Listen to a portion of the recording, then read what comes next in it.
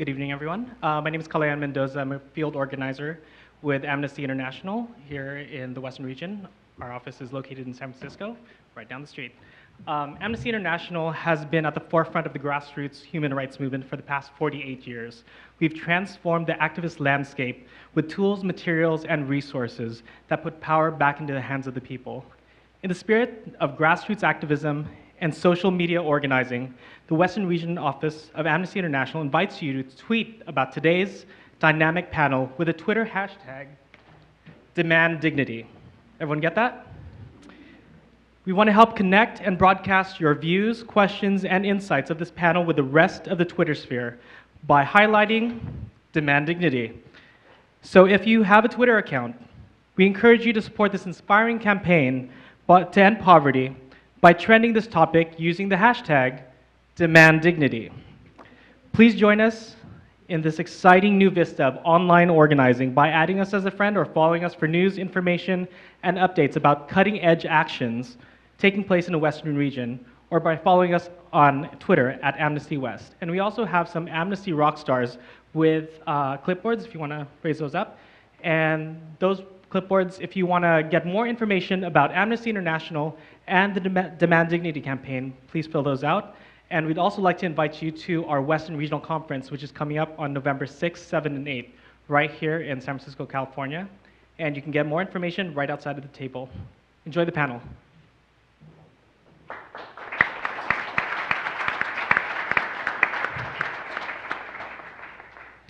Well, thank you very much. My name is Father Jim Storms from the Lane Center here at the University of San Francisco, and I do not have a Twitter account, so I'm in trouble. I'm honored to be joined here in the panel by Irene Khan, the Secretary General of Amnesty International, and Larry Cox, who you've just seen in the video, the Executive Director of Amnesty International here in the United States.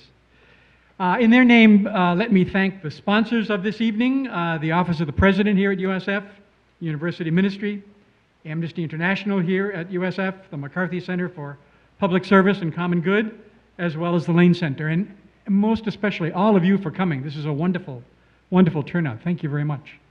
We're here because the world's largest human rights organization, Amnesty International, is launching a new and exciting campaign that we've just seen in the video, we've just heard in the Twitter work, to address the world's worst human rights crisis, that of poverty. And we at USF are delighted, and thank you for choosing us to be a place in San Francisco where you're introducing the campaign. So you've all seen the video, you've explained the campaign a little bit, and Irene and Larry are here to tell us a little more about it and to answer some questions from us. Now, since there are so many of us, we're not going to pass the microphone, but you will find cards and pencils at your chairs. So if you have questions, take a moment and write them up, and Corey Cox will put them together, and we'll try to organize them in a way that we can answer as many of your questions as we can. But while you're doing that, let me begin with a question for Irene, and to say that Irene has been the Secretary General of Amnesty since 2001.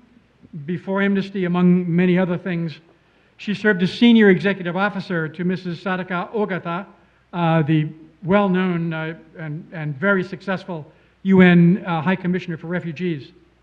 Since becoming Secretary General, she's led Amnesty's work and missions in Pakistan and Afghanistan, Israel and the occupied territories, Colombia, Bangladesh, and many other places. Her driving enthusiasm, I'm told, is putting people at the heart of policy. So, welcome very much.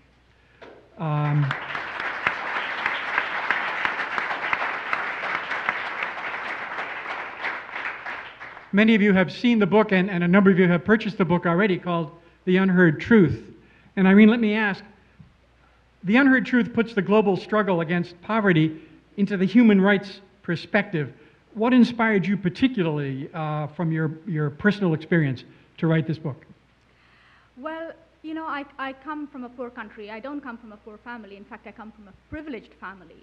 But I was born in a poor country, and the people that I have met, the people that I have worked with when I was with the UN High Commissioner for Refugees for 21 years, and the people that I've met in the last 9 years working with Amnesty. from their voices and from their lives, what I have seen is the power of human rights and how people have overcome poverty with courage and dignity when they have been empowered. The rights process, human rights have helped them gain dignity. At the same time, I've also seen situations where human rights abuses have driven people into poverty and have kept them poor. In fact, very early in my book, I tell the story of Rosie. I never met Rosie. I went to South Africa in early September 2001, shortly after I was appointed as Secretary General of Amnesty. And when there, the Amnesty researcher took me to a local police station to see how Amnesty's research is carried out. And in that police station, we met a counselor. The South African government had just introduced a very progressive law on domestic violence, and the counselor's task was to assist women to submit complaints to the police. And this counselor told me the story of Rosie, a black South African woman, poor woman, who was beaten by her husband frequently and was once beaten so badly that she died. And I asked the counselor, why didn't Rosie seek a protection order? The law allows her very simply to get a protection order from the local magistrate. And the counselor said to me, Rosie didn't do that because she didn't have the money to pay for the bus fare to go from her home to the local magistrate's court. So the law, a very good law, could not protect Rosie. Now, Rosie was poor. She didn't have the money. But Rosie was also insecure. She lived with violence, and that's what many poor people do. So poverty is about the violence they suffer. Poverty is also about discrimination. 70% of the world's poor are women, indigenous people, minorities tend to be very highly represented among poor people. So there is poverty, is actually discrimination, it's deprivation, it's insecurity, and it's voicelessness. We don't hear the voices of the poor. No one takes their views into account. Very often poor people don't participate, are not allowed to participate in decisions that affect their lives. And I think it was that that made me want to write this book, so that we could change the debate on poverty from one about $1 a day or $2 a day to one about discrimination, deprivation, insecurity, and voicelessness.